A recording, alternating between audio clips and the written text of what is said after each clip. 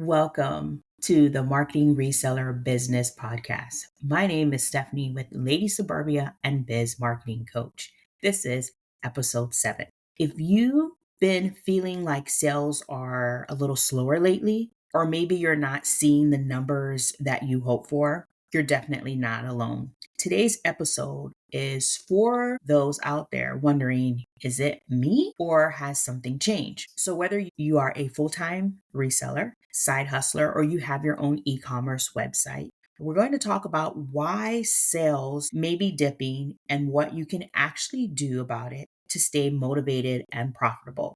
And before we jump into this episode, don't forget to subscribe, leave a quick review, and follow me, the Marketing Reseller Business Podcast and Lady Suburbia, on social media. Let's grow together. So number 1, let's get real. There are times in every business where sales dip, and it can feel very discouraging. But in 2025, we're also dealing with something a little bit bigger. You probably are hearing the words economic uncertainty all over the place. Now, without getting political or choosing different sides, these things happen in terms of slower sales, economic uncertainty. They've happened throughout my whole reseller career. Even as a marketing coach, I've seen the ebbs and flows of sales going up and down and the economy going up and down and everything else in between. According to Deloitte's 2025 Global Consumer Tracker, over 68% of consumers say that they are more cautious with discretionary spending due to inflation concerns and economic uncertainty. So basically right now, consumers are just more cautious about what they're spending, especially on non-essentials. So that can take into consideration slower sales for you. They're watching their budgets, they're prioritizing things that are more important, and they're delaying those non-urgent purchases. That means that even some of your best sellers or your best stuff may sit a little longer. It's not personal. That's just how the market is right now, but we can adapt. And a little bit more into why sales are slower is not just economic uncertainty and some other things that we can adjust to help boost sales, but let's just take a moment to talk about lack of motivation or burnout. Sometimes we get into a slump, and that slump may be not motivated to source, not motivated to do administrative work that's needed in our online store.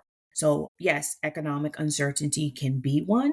But another reason can be we're not getting the sales that we want because we're just not getting up every day and listing and selling and sourcing. So it could just be that you're not inspired at that moment.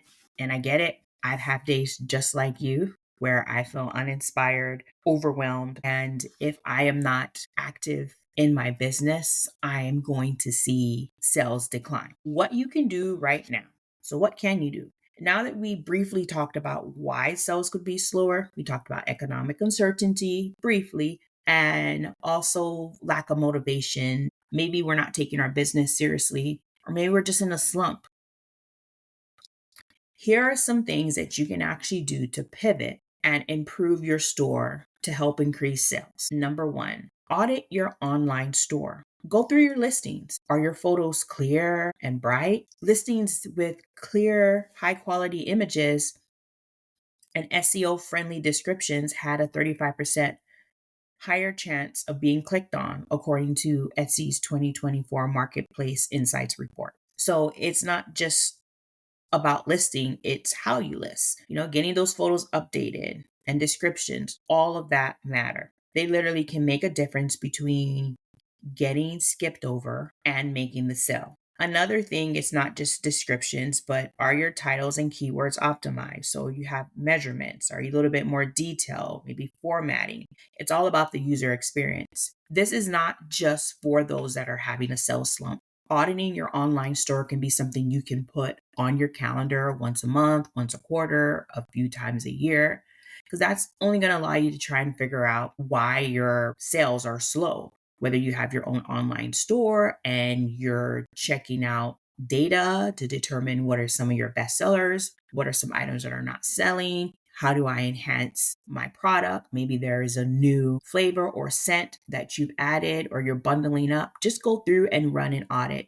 Have some cleaner photos, update title descriptions, and also, check other things to help enhance your listing. Number two is recheck your prices. During 2021, I saw just a big boost in sales. Obviously, it was a time period where people were still buying online at a high level, much higher now. I get it, but certain things were just selling for astronomical prices because of it not being available to certain consumers. That's just how it is during that COVID era time. Some of those brands that were very popular in 2020 and 2021, not necessarily essential items, but even non essential items, they were selling like crazy.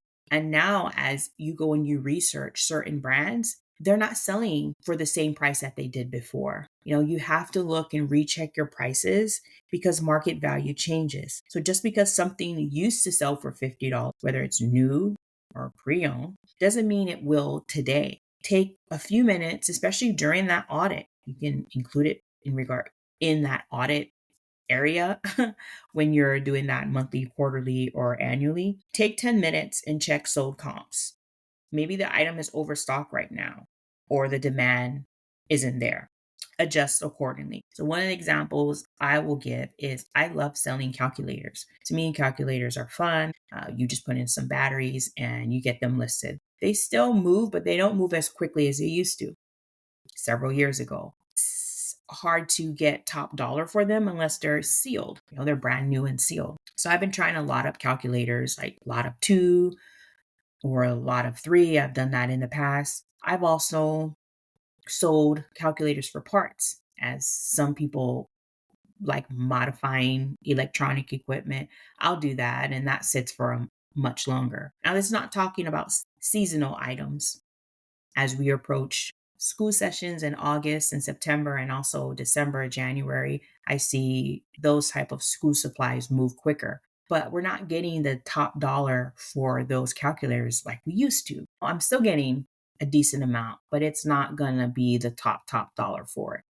And it's like that for many other brands and categories. I just picked one off the top of my head because I recently listed a lot of 2 calculators, and it's $50 for the lot of 2. But in the past, I could literally sell that calculator used for $50.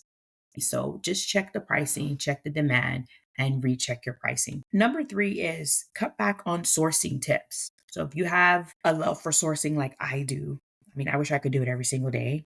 I just can't. My budget does not allow me, and the time. I have multiple things going on and I just can't source every day, but I try to source 3 days a week, sometimes more. So if you're used to thrifting or sourcing 3 to 5 times a week, consider scaling it down a little bit. Scaling that back to once or twice until your sales can recover. If you are just sourcing, but you're not listing, you're going to have dead inventory there that's not selling. Any inventory that is not selling is not making any money for you. I know it's easier to source than to list, but that's just a process of having an online store. So my advice would be to spend more time listing. You can even cross post or revise existing inventory. If you have an online store only and you're not utilizing eBay, Poshmark, Mercari, Depop, Grail, whatnot, then what you could do is probably not create so many new products and probably cut down on the amount of money that you're spending on some of the products that you use to make your item.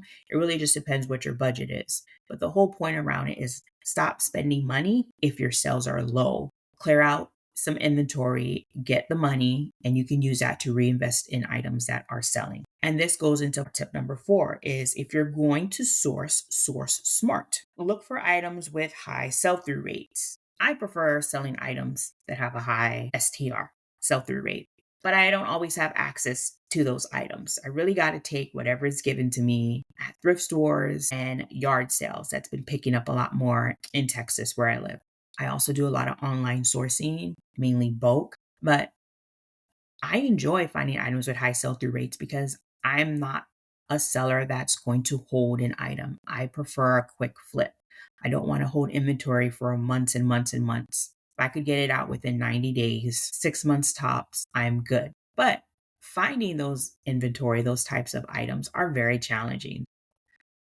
I would encourage you when you're out and about sourcing to source a little smarter, especially during slow sales period. In 2024, items with a high sell-through rate like shoes, electronics, and trending apparel sold up to 3 times faster than slower categories like books and formal wear, according to eBay analytics. So all it means is like it's not saying not to source, is if you're going to go out there and buy items, try and find items that are moving quickly. So focus on categories that are going to move fast, because even in a slower market, items with higher sell-through rates can help keep the cash flow going. Of course, I mentioned a bunch of times I'm connected to the e-commerce and reseller community. And there are times that we buy things just because we like it. We think it's unique and we pick it up and we do some research on our phone or maybe online and we take a risk. We're like, I'm not sure. Those items may sell, but they may not sell as quickly as other items. So it's not telling you to revamp your whole store and not focus on items currently in your store. It's saying that as you're out there sourcing, is instead of bringing more product that's not going to sell back to your storefront, to your home, warehouse, storage unit, try and find items that are just have higher sell-through rates. So that way inventory is just not sitting there. And that can be moved really quickly and you can get that cash flow. Once you get that cash flow, you can buy other items that are moving quickly. And that helps increase your sales. That also helps with the different algorithms on the different platforms you're selling on, whether it's your own individual website or any of these other platforms. High sell-through rate items tend to go a lot quicker, and that's showing activity on your account. It's only a win-win. Tip 5 is run a sale or offer a promo code. So sometimes a little incentive can help move inventory. You can try a weekend sale or offer a discount to your followers on social media or maybe even newsletter subscribers. We talked about email marketing a little bit in the last episode. Send out a coupon. It can be clearance sale or something with a call to action, a CTA, like an urgency, a sense of urgency, limited time only, or clearance, something like that, just to grab the attention. I used to offer sales on the weekend, primarily because I know Fridays tend to be paydays, depending on what industry you're in. If you work a 9 to 5 job or even non-traditional jobs, Fridays tend to be paydays for the most part. Thursdays, late Thursdays or mid Thursdays or early Friday mornings, I would put a 10% off or 15% off sale on certain items. I would pick and choose if it's certain categories or if it's between a certain dollar amount, maybe items that are $20 to $50, or maybe items that are $100 or more. I would offer a discount. I think that would help. That did help boost some sales, but it doesn't hurt. Now I don't really wait till Fridays. I have a sale going for the whole month. I usually mark my items off at 10%, especially now with economic uncertainty. And I know people are sort of hesitant to buy things. I've been adding different products, vintage for nostalgic reasons, more CDs, more media, more textbooks. So I'm adding various items in my store to try and diversify so I can see more sales come through, especially since it's been a slower sell period for me. So just think of running that sale, offering 10% off, 15% off. It doesn't have to be anything that's going to be over the top where it needs to be 75% off or more. You could do that, of course, but sales sometimes drive more traffic to your store and it creates a sense of urgency for people to buy items. So that may help you during slow sales period. Tip number 6 is decluttering your inventory. And you can do that by doing a few things. You can donate items that are slow sellers. As you're running through your inventory and you're doing that inventory audit, you can pull items that are not really selling. You can consider sending it off to a local organization. You can also look at consignment. There are some online consignment stores that I have used. I know that their payouts may not be great, but is it worth trying it out? It couldn't hurt. According to ThreadUp's 2024 resale report, consignment sellers can earn up to 3 times more per item compared to donating or liquidating it directly, especially like some of the mid-tier brands. And this site sells mainly clothing, so clothing and accessories and shoes. But that could be the case for other consignment stores. There's one in particular that I give my items to probably once or twice a month. I take a couple of bags. I'm still donating it out to the local community. But there are some items that I feel maybe it's just the market for it right now is not going to demand a lot, or maybe there's way too many listed, so it has a lower sales through rate. So before I sort of get rid of it and donate it to the local community, I will put it up at a consignment shop for a couple of months. And within 3 months, they donate it to those same organizations. So it's kind of a win win. It's a small consignment shop. I love supporting small businesses. They make a little bit, I make a little bit. And if it doesn't sell, then they can donate it. And I'm sure they get a tax write off. So to me, it's a no brainer.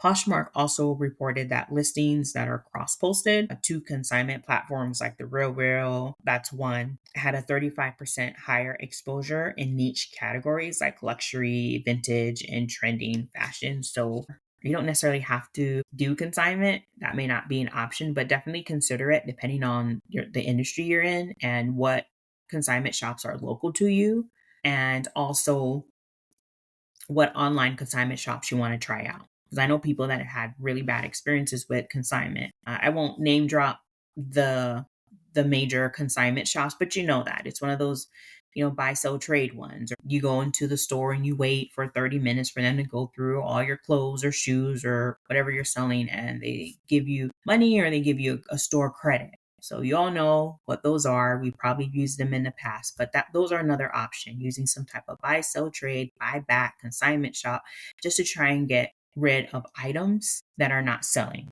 So that's another tip. Tip number 7 is host or join a yard sale. So if you're able to, you jump on that bandwagon of yard sales, because I will tell you, as a reseller, I love attending yard sales, garage sales, community sales, all of those. They're all the same thing, right? If your neighborhood doesn't allow it, like my neighborhood, we're not able to have, based off the HOA, we can't have yard sales just in the community that we're in. There's not even a neighborhood yard sales. But I have friends that live in other communities where the HOA will not allow yard sales, garage sales every week. They have 2 or 3 times a year where they have their biannual or annual or quarterly community yard sale. And that's when the entire community knows that this particular weekend, we're going to have a community garage sale. The city I live in also will host a community garage sale, meaning that if you want to get rid of items, they have it, I think, 3 times a year in the spring, the summer, and the fall. And you pay like $35 per space, and you can, sell whatever you want. They have some items that you're not allowed to sell. So nothing illegal and everything, family friendly stuff. So but there's a lot of things you can get rid of at a yard sale. I was just recently invited to participate in a church yard sale for an organization of close to a dear friend of mine. And she invited me a few days ago and said, "Hey, if you want to pay, a certain dollar amount, it's a donation to this organization and you can sell some of your items." So I am definitely considering that. So I think it's $30 or $35, very minimal, and it could even be a tax write-off.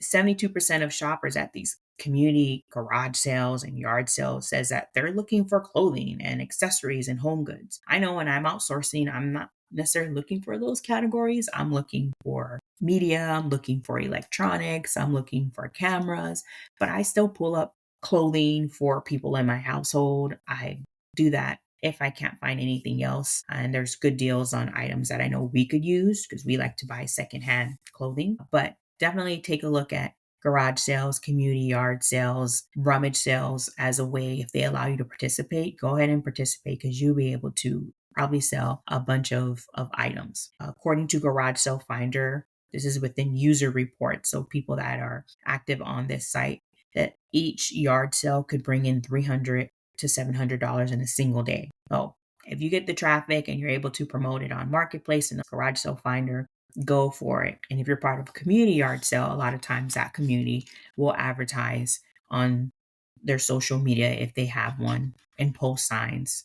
And then the church sales and the rummage sales, They can put signs out in front of their church and have a banner that says, community yard sale or church rummage sale this weekend or this date. Try it out. So garage sales and community yard sales can actually help bring you in hundreds of dollars in one day. And plus, they can also help you connect to the local community and move inventory fast. So those are just 7 tips. I had a lot more tips, but I like the number 7. So 7 tips. So we're going to just do a summary of the tips. The first tip was audit your online store. Tip 2, recheck your prices. Tip 3, cut back on sourcing trips. Tip 4, if you're going to source smart. Tip 5, run a sale or offer a promo code. Tip 6, declutter inventory. And tip 7, host or join a yard sale or a community garage sale. So in closing, I want to let you guys know that slow seasons are part of running a business. There's ebbs and flows, no matter whether it's economic uncertainty or the items that you have in your store is just not selling. By utilizing these 7 tips, hopefully it'll help boost your sales and try and get some funds needed, that cash flow needed to reinvest into your business or to keep you afloat until sales start picking back up again. If you're a new seller, this will be the first time for you. But if you're not a new seller like myself, I've seen it.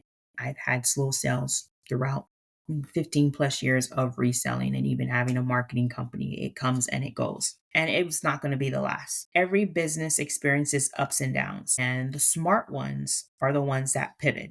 So pivot when you need to. You're building something meaningful with your business, and don't get discouraged by slow sales. Utilize some of these tips to help you bring in the funds you need to grow.